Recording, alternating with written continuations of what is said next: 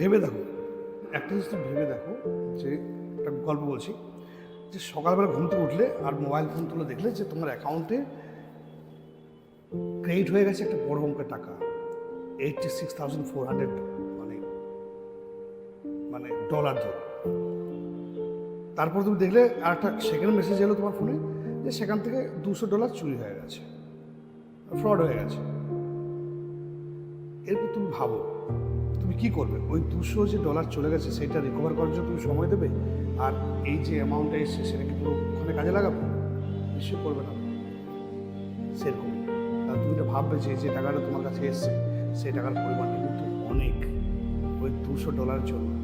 তাহলে তুমি প্রত্যেক দিন 86,400 সেকেন্ড পাও, তাহলে ওই খারাপ খারাপ মানুষগুলোর জন্য, নেগেটিভ মানুষগুলোর জন্য সময় নষ্ট করছো কেন? ওদের জন্য সমস্যা করার দরকার নেই। তুমি যে যেমন ওখানে অ্যাকাউন্টে 86,400